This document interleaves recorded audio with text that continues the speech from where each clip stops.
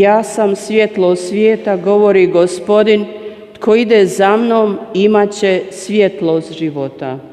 Aleluja, aleluja, aleluja.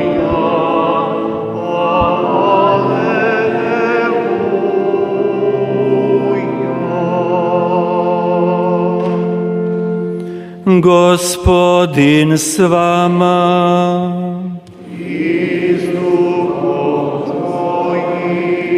Čitanje Svetog Evanđelja po Marku. Slava tebi, Gospodine. U ono vrijeme, pošto Isus iziđe iz sinagoge, uđe s Jakovom i Ivanom u kuću Šimunovu i Andrinu, a punica Šimunova ležala u ognjici. I odmah mu kažu za nju. On pristupi, prihvati je za ruku i podiže, i pusti je ognjica, i posluživaše im. Uvečer kad sunce zađe, donošahu predanj sve bolesne i opsjednute, i sav je grad nagrnuo k vratima. I on ozdravi bolesnike, a bijahu mnogi i razne im bolesti, i zloduhe mnoge izagna. I ne dopusti zlodusima govoriti, jer su ga znali. Rano ujutro, još za mraka, ustane, iziđe i povuče se na samotno mjesto, i onda se moljaše. Potražiše ga Šimun i njegovi drugovi. Kad ga nađoše, rekoše mu, svi te traže. Kaže im, hajdemo drugamo u obližnja mjesta, da i ondje propovjedam. Ta zato sam došao, i pođe svom Galilejom, propovjedao je u njihovim sinagogama i zloduhe izgonio. Riječ je Gospodnja.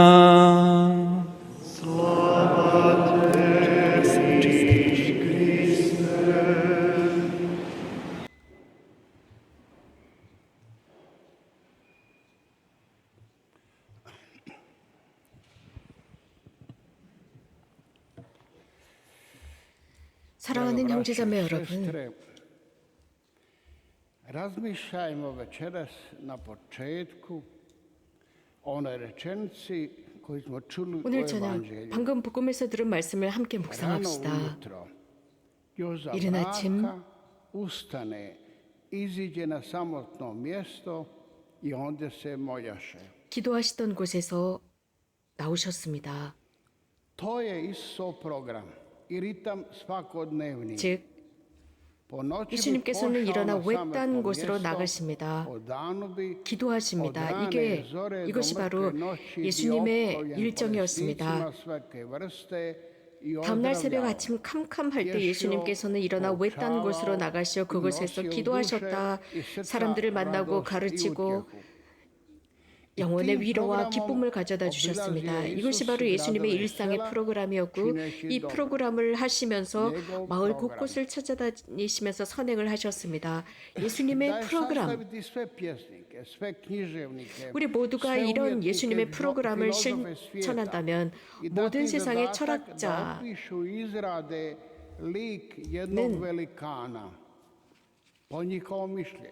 위대한 사람의 모습을 그대로 배우게 될 것입니다. 인간의 위대함 자체를 드러낼 것입니다. 우리 모두가 이런 예수님의 프로그램을 따라서 산다면 인간적인 지혜가 아니라 정말 예수님의 그 지혜로, 그 슬기로, 그 예수님의 슬기로 우리는 살게 될 것입니다. 왜 그럴까요? 어떤 것과도 비교할 수 없는 슬기로 살 것입니다. 예수님의 기도는 겸손하셨기 때문입니다. 이 겸덕을 담은 기도는 위대한 일을 합니다. 예수님은 위대하셨습니다. 이유는 모든 사람을 기쁘게 해주셨습니다. 그 사람들의 신분이나 명예나 그들의 출신을 묻지 않으시고 모두를 기쁘게 해주셨습니다. 또 예수님의 위대하신 것은 그분께서는 분명히 인식하고 계신 것이 있었습니다. 즉, 내가 오늘 선행을 했으니까 내일은 쉬어야 하지가 아니었습니다. 그분은 끊임없이 한 가지 선행을 했으면 더 그 다음 날은 더 큰 일을 하셨습니다. 늘 도움을 청하는 사람을 무시하지 않으셨습니다. 계속 좋은 일을 하셨습니다. 예수님께서는 다른 이웃 고를 찾아가자 내가 그곳에서도 복음을 선포해야 한다라고 하셨습니다. 우리 신자들은 자문해 보아야 합니다. 자문하고 묵상해 보아야 합니다. 어떻게 하면 위대한 인물이 될 수 있을까? 복음은 위대한 사람들이 될 수 있는 학교입니다. 많은 인물들이 등장하는 학교가 복음입니다. 여러 다양한 인물들이 등장하고 있습니다. 카톨릭의 위대한 인물들도 복음을 통해서 배웠습니다. 성인들도 마찬가지입니다. 예수님께서 우리들에게 해주시는 충고는 하느님의 것은 하느님 것, 인간의 것은 인간의 것, 왕의 것은 즉 임금의 것은 임금의 것이라는 것입니다. 여기에서 절대로 잘못을 저지르지 말아야 합니다. 위대한 의사, 위대한 설교가, 위대한 작가, 위대한 정치가 혹은 경제학자 등등 각각의 직분이 있습니다. 각각의 자리에서 위대한 사람입니다. 자신들이 가는 그 방향에서 전문가들이고 위대합니다. 여기에서 기억해야 할 것이 있습니다. 우리가 어릴 때 학교에 다닐 때였습니다. 자주 화를 내곤 했죠. 모든 것을 다 안다고 주장하곤 했습니다. 하지만 정말 화나게 만드는 것은 수학을 잘못하거나 혹은 그 외 다른 과목을 잘못합니다. 그래서 낙제를 해서 다시 공부를 해야 합니다. 정말 엄청난 고통이죠. 그래서 시험을 보기 전에는 모든 과목을 다 잘 알아야 했습니다. 삶에서도 그렇습니다. 한 가지만 잘한다고 그것으로 충분하지 않습니다. 누군가가 장례식에서 이런 말을 했습니다. 비석에 착한 노동자였다. 대단한 교수였다. 아주 유명한 저자였다. 유명한 정치가였다. 혹은 위대한 경제학자였다라고만 쓴다면 모든 무덤의 비석은 그런데 이런 모든 비석들 중에서 착한 사람이었고 착한 신자였습니다라고 쓴다면 이것이 가장 멋질 것 같습니다. 마스에라고 하는 위대한 가톨릭 철학자는 학생들과 사제들에게 다음과 같은 것을 가르쳤습니다. 젊은 사제들뿐만 아니라 나이가 든 우리 사제들도 잘 들어야 한다라고 했습니다. 경청할 줄 알아야 한다. 많은 임무가 있고 많은 어려운 여러 과제가 있어서 하루 일과 중에 다 끝내지 못한다 할지라도 하루 일과가 저물 때 모든 것을 내려놓고 소성당에 가서 30분 정도 침묵 중에 예수님의 목소리를 들으십시오. 묵상하십시오. 그러면 모든 것이 잘 해결될 것입니다. 주님 안에 잠심하십시오. 그러면 모든 것은 원하던 대로 다 잘 이루어질 것입니다. 많은 사람들이 이것을 경험했습니다. 지금도 많은 이가 이렇게 살아가고 있습니다. 위대함, 거대함, 선함이라고 하는 주제는 우리가 묵상하기에 참 좋은 주제들입니다. 위대한 인물들은 또한 그들이 위대해지기 위해서 도움이 필요합니다. 사도들을 봅시다. 자주 예수님께 가파르나움에 남아 주십시오. 거기에서 예수님과 함께 지내는 것이 너무나 좋았기 때문입니다. 그리고 베드로의 장모가 식사도 잘 준비해 주었고 아주 편안했습니다. 기분 좋은 곳이었습니다. 거기에 남아있자라고 했지만 예수님께서는 다른 사람들을 위해서도 나는 이 세상에 왔기 때문에 모든 사람들이 기쁜 소식을 듣게 해야 한다. 그러니 떠나자. 이웃 마을로 떠나자라고 말씀하십니다. 하느님의 나라를 전해야 한다. 즉 선행은 중지할 수가 없는 것입니다. 선행을 한다라는 임무를 중지할 수가 없습니다. 이것은 현대를 사는 우리들에게 분명한 가르침입니다. 예수님께서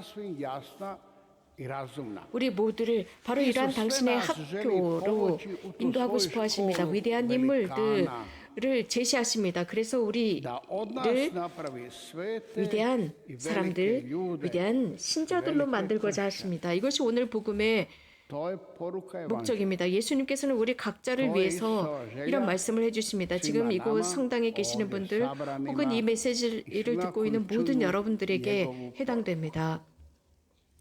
예수님께서는 오늘 복음에서 들은 바와 같이 U današnjem evanđelju namjerno se naglašava donijeli su 스승님 mu 앞에 sve 많은 아픈 bolesti, 사람들을 데리고 왔습니다. 심지어는 마귀 들린 사람들, 질병을 앓는 많은 사람들을 고쳐주시고 많은 마귀를 쫓아내셨습니다. 그래서 많은 사람이 예수님을 찾았습니다. 그러나 예수님은 이것으로 위대한 분이 되시는 것은 아니었습니다. 오히려 그분은 이렇게 그들이 추대하는 그러한 자리를 거부하시고 다른 마을로 가자라고 하셨습니다. 다른 마을에서도 도움을 필요로 하는 이들을 치유하고자 했습니다. 이렇게 예수님의 선은 위대하셨습니다. 예수님께서는 당신의 사명을 그대로 수행하셔야 했습니다. 기쁜 소식을 전하는 것이 그분의 과제입니다. 제가 살고 있는 지역에 어느 한 산골 마을에 노파를 한 신부님이 찾아갑니다. 그때 이 노파가 신부님께 이런 말을 하죠. 신부님, 하느님께서 신부님께 저를 방문해 주시도록 보내주셨군요. 저는 수백만 가지의 문제가 있어요. 그러면서 이 할머니가 계속 여러 가지 많은 불평, 불만을 털어놓습니다. 많은 여러 가지 문제들, 많은 여러 가지 이야기들, 이것도 나쁘고 저것도 나쁘고 이것도 나쁘고 그냥 징징거리는 이야기를 합니다. 그러자 신부님께서는 침묵하면서 그 할머니의 이야기를 다 들으십니다. 뭐라고 해야 좋을지 모르겠고 어떻게 도와줘야 할지 모르는 상황이었습니다. 그러니까 이 이야기를 들으면 들을수록 이 할머니를 정말 도와줄 수 없고 위로할 수 없다라는 생각을 하면서 정말 마음 아파지기 시작합니다. 그래서 계속 침묵을 지키면서 들었습니다. 그런데 어느 한순간 이 할머니께서 신부님 고맙습니다. 신부님께 말씀을 드리면서 모든 문제가 해결되었습니다. 지금까지 어떤 누구도 제 이야기를 들어준 사람은 없었습니다. 저의 이런 어려운 하소연을 들어준 사람이 아무도 없었습니다.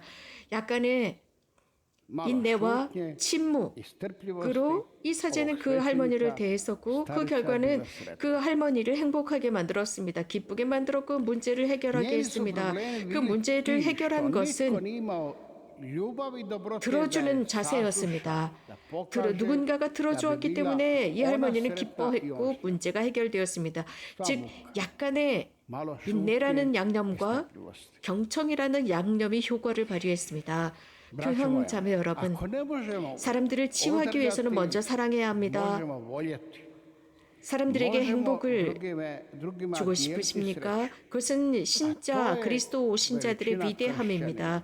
오늘 우리가 욥기에서 들은 것처럼 욥은 자신의 고통을 그대로 고백합니다. 우리 모두도 마찬가지입니다. 우리 모두도 이렇게 주님 앞에서 하소연할 수 있습니다. 그 고통에 관해서 불만을 토로할 수 있습니다. 모든 사람이 고통을 가지고 있습니다. 우리들의 본성입니다. 그리스도께서는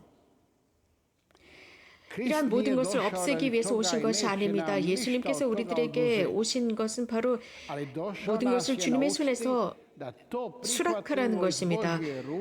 그러면서 하느님께서는 우리들을 사랑하신다는 것, 우리가 싫어하는 것까지도 수락하라는 것입니다.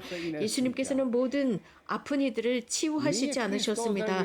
단 모든 이에게 희망을 주셨습니다. 중국에 그런 속담이 있다고 하죠. 가난한 이에게 생선을 주면 하루를 산다. 그러나 낚시법을 가르치면 그 사람은 평생을 살 수 있다라고 했습니다. 우리도 마찬가지입니다. 그리스도께서 우리에게 설명해 주신 것은 큰 마음과 관대한 마음을 가지라고 했습니다. 착한 마음을 가지고 늘 구원의 기쁜 소식을 전하는 데 준비되어 있으라고 했습니다. 가끔씩은 어렵고 참아내기 어렵습니다.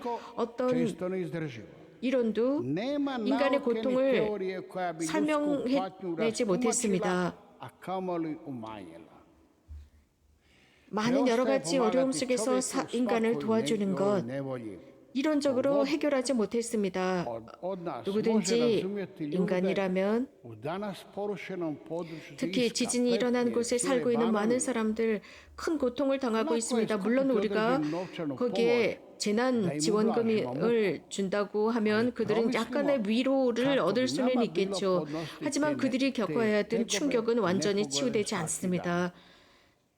물론 우리는 이러한 여러 가지 어려움에 처해 있는 사람들을 위한 구호 물자와 재난 지원금을 보냈고 그들을 위로했고 또 우리들의 형제자매 고통당하는 그들에게 많은 도움을 준 것은 사실입니다.